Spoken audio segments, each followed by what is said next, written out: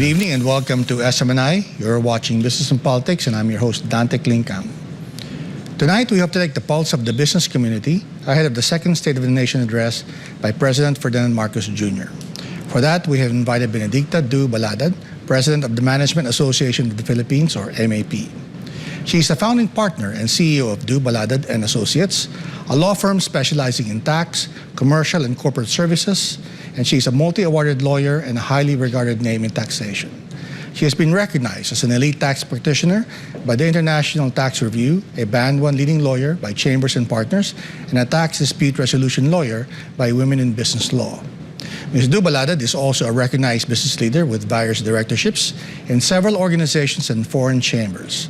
She has served as MEP Governor for 2 terms, as President of the Financial Executives Institute of the Philippines, or FINEX, and as President of the Tax Management Association of the Philippines.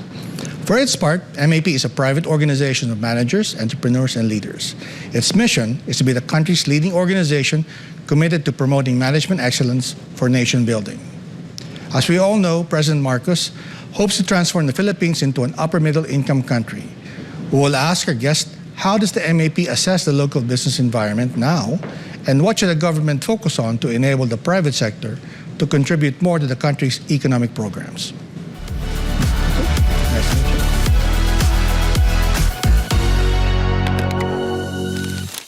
you. Good evening, Ms. Du-BALADAD.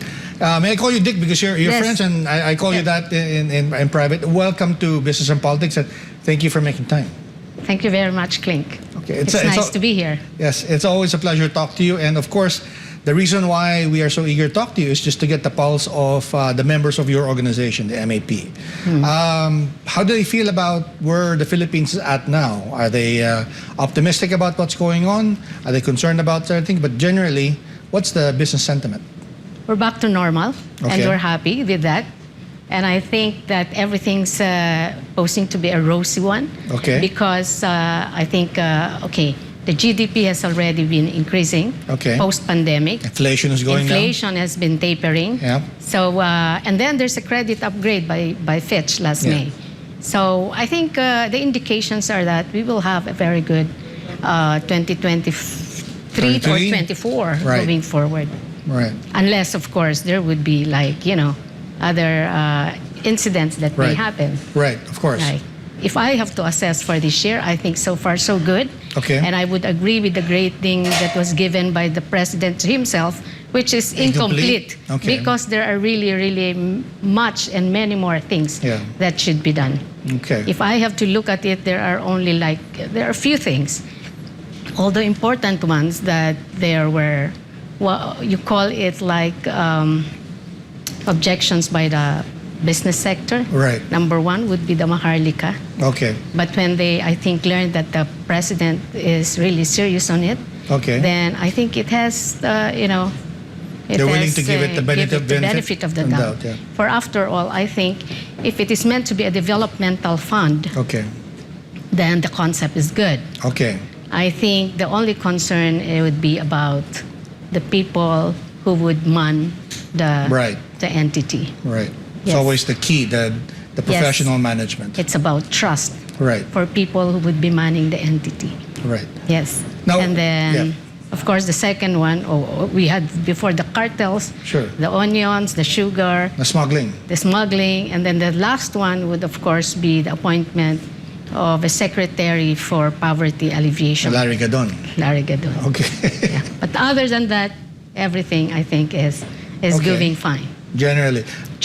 What are your members saying about the upcoming SONA? I know MAP also releases regularly. You have columns in newspapers. You release memos and bulletins and regular statements, right? Is there something that the MAP is hoping to hear from the SONA? Yes, yes. Number one would be the campaign against malnutrition and child stunting. Okay. And I hope that that will be in the zone of the president. Okay. We are working our asses, meeting with this and that, and we have actually already formed a coalition of private corporations and NGOs that are now working with the government to see how or where the private sector can help. No? Because when we learned about this stunting And I learned that for every 3 children, 1 is stunted. And when you're stunted, the brain, they say, closes, and that's irreversible. And then we link it to this PISA evaluation, wherein our kids, This 10 years and assessment below, results, yeah. we are last in reading comprehension.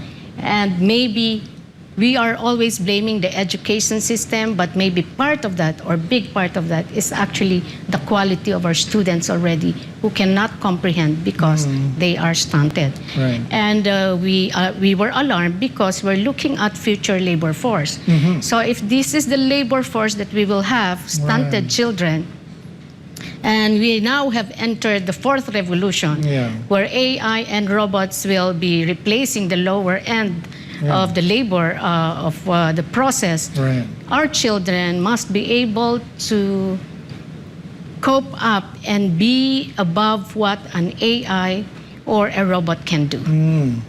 But if we are stunted, so what kind of labor do we have?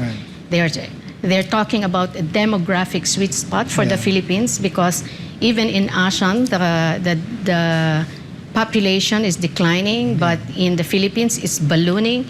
But instead of a demographic sweet spot, as one call is, it is a demographic time bomb, because then they would be unemployed and they would be a burden to the society.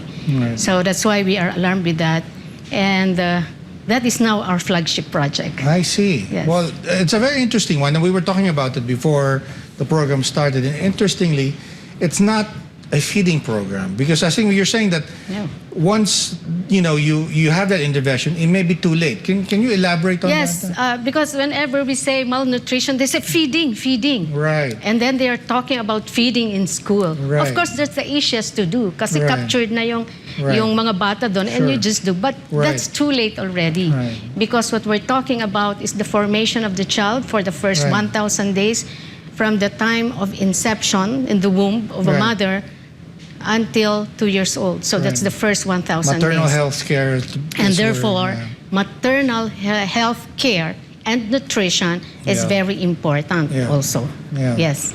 And also the interesting part is I've read that the years before school, the parenting skills are also important. Is that that's why something that part of your program? The program that we are actually trying to come up with is very holistic. So it is about nutrition of the kid.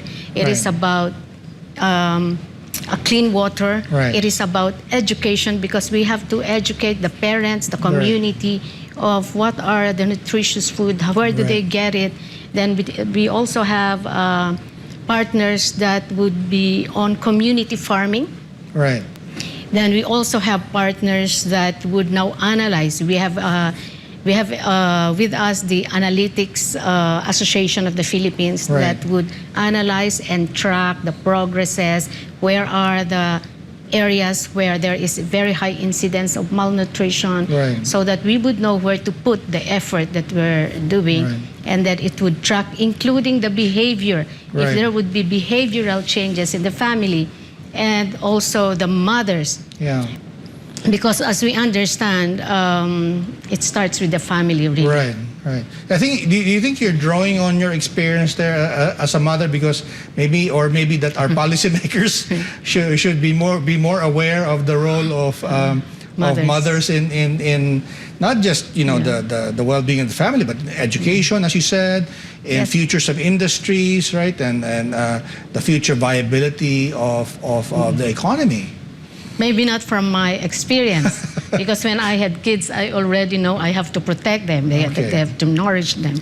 But I think we're talking of the lower end of the society.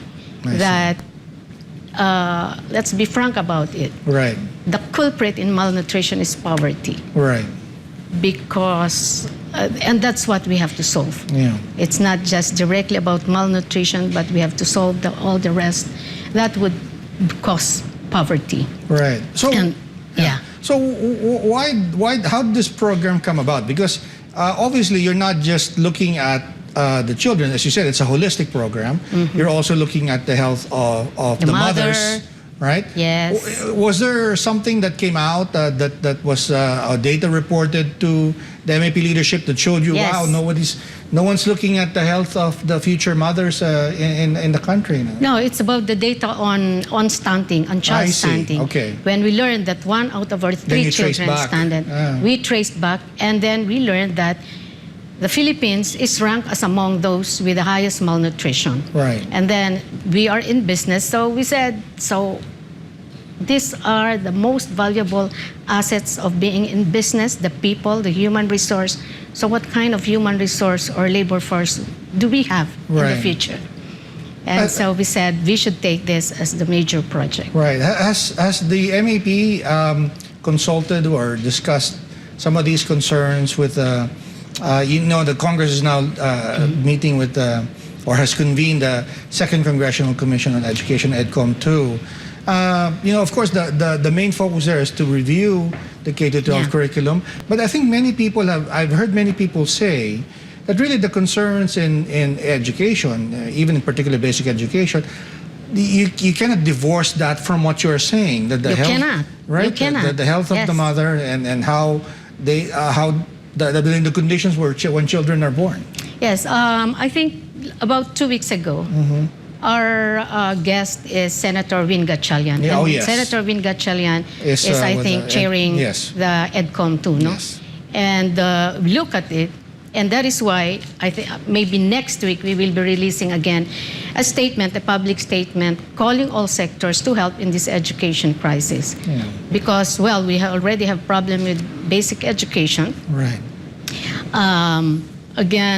Made more serious because of this stunting and Right. malnutrition. And when the kids go there, they are also hungry. Yes. And then on the TVET, the technical vocational education and training, which is Right. supposed to be the purpose of the K-12, no? Yes. It looks like it's not really proceeding as planned, no? Right. And the senator showed us a graph showing that only 4% of these graduates there are picked up by enterprises.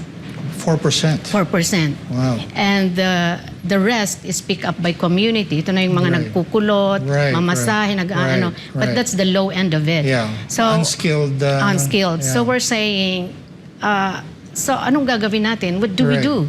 Because this is supposed to be a partnership between, I think, the private sector businesses, and the government. Right. Because the private sector should tell the education sector what do they need 5 years from now. What Right. are the skills that they need, so that these Right. are the skills that would be incorporated in the modules. Right. So that the enterprises can pick up the graduates from there. Right. Or maybe there is what you call a co-training, Right.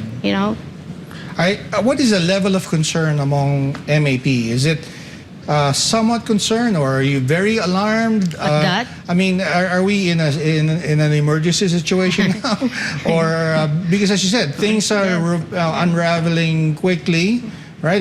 Or unfolding quickly with the Fourth Industrial Revolution. But how would you assess the concern? Well, we have an education committee that is working with the government in assessing this.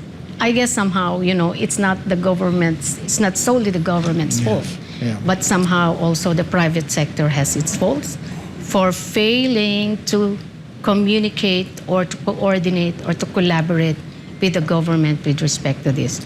There are no takers. From what I hear, there are no takers of our K-12. Yeah.